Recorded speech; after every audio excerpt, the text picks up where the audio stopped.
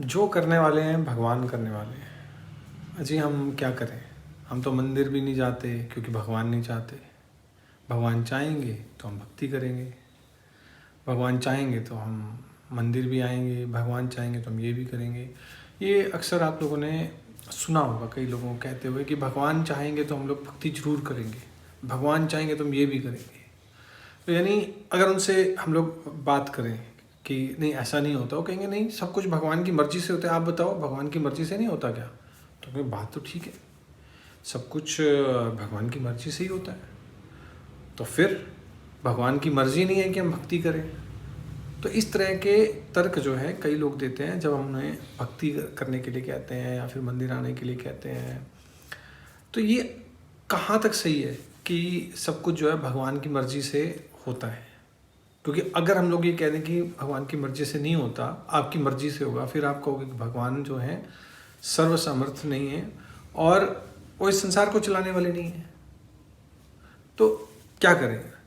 क्योंकि असल में इसके लिए ना हमें ये समझना पड़ेगा, एक्चुअली भगवान ने हर किसी जीव को एक फ्री विल दी है, इच्छा दी है कि वो अपनी मर्जी से कुछ स्वतंत्रता ले सकता है, कुछ स्वतंत्र कार्य कर सकता है एक लिमिट तक। जैसे अगर एक खेत में हम लोग एक गाय को बांध दें और उसको उसकी रस्सी ढीली छोड़ दें थोड़ा सा, लेकिन फिर भी खूंटे से वो बंधी हुई है, तो वो उतना ही दूर जा सकती है जितनी उसकी रस्सी लंबी है। तो उसे छूट दी है, लेकिन इतनी नहीं दी कि वो पूरा खेत पार करके दूसरे खेत में चली जाए, उस खेत के अंदर रहेगी। उसी तरह भगवान ने हर जीव को, हर योनि को उसके योनि के अनुसार अलग अलग स्वतंत्रता प्रदान की। जैसे मनुष्य योनि में स्वतंत्रता ज़्यादा है, जानवरों के जो योनि है, जो उनका शरीर है, उनको स्वतंत्रता थोड़ी सी कम है, पेड़ों को स्वतंत्रता उससे भी कम है। तो भगवान ने ये स्वतंत्रता दी है, लेकिन इसका मतलब ये नहीं कि भगवान की मर्जी से कुछ नहीं हो रहा। भगवान की मर्जी से हो रहा है क्योंकि भगवान ने ही हमें ये स्वतंत्रता दी है। तो उसमें कुछ चॉइसेस हैं। जैसे आपने मान लो कि आपके घर में बिजली आती है और उससे आपकी मर्जी, आप हीटर चला लो, आप गीज़र चला लो, आप एसी चला लो, आप फ्रिज चला लो। उसका यूज़ आप कैसे करते हो ये आपके ऊपर है। जैसे आपको मान लो चाकू दिया जाए, आपकी मर्जी है, आप इससे किसी का जीवन ले लो, किसी को मार दो, किसी की हत्या कर दो, या फिर किसी का जीवन बचा भी सकते हो, आत्मरक्षा भी कर सकते हो, किसी और की रक्षा कर सकते हो, या उसे रसोई में काम कर सकते हो। अगर आप डॉक्टर हो तो फिर किसी का जीवन बचाया जा सकता है। तो इस तरह से एक और एग्जांपल देता हूँ। जैसे लोग कि मान लो आपने बैंक में खाता खुलवाना है, आप बैंक जाओ तो वहाँ बैंक जो मैनेजर होता है उसकी मर्जी के बिना कोई भी कार्य नहीं हो सकता। उसके सिग्नेचर चाहिए, एंडोर्समेंट चाहिए, वो सबको ऑथोराइज करता है कि कैसे पैसे निकालने हैं, कैसे पैसे देने हैं या कैसे लेने हैं, या ड्राफ्ट बनवाना है, चेक बनवाना है, एटीएम बनाना है, सब उसकी मर्जी से हो रहा है।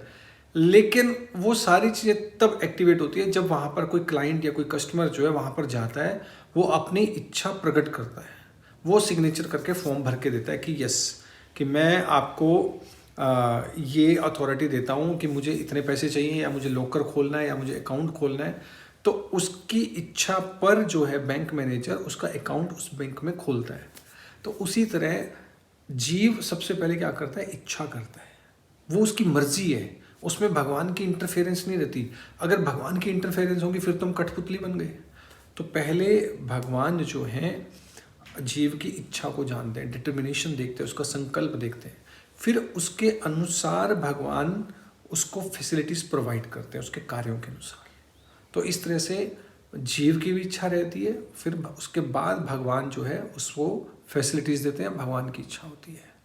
इस तरह से कहना कि भगवान की इच्छा होगी तो हम भक्ति करेंगे, भगवान की इच्छा तो है, भगवान ने तभी भगवत गीता दी है, इतने सारे ग्रंथ दिए हैं, इतने सारे भगवान ने मैसेंजर्स भेजे हैं, लेकिन वो भगवान चाहते हैं कि हम उनकी भक्ति करें, लेकिन हमारी इच्छा नहीं हो रही। हम इच्छा करेंगे तो भगवान फैसिलिटीज़ देंगे।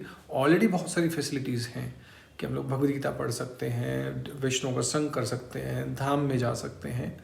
तो इसलिए ये कहना गलत है कि भगवान नहीं चाहते कि हम भक्ति नहीं करें, ये सिर्फ बहाने हैं। हरे कृष्णा।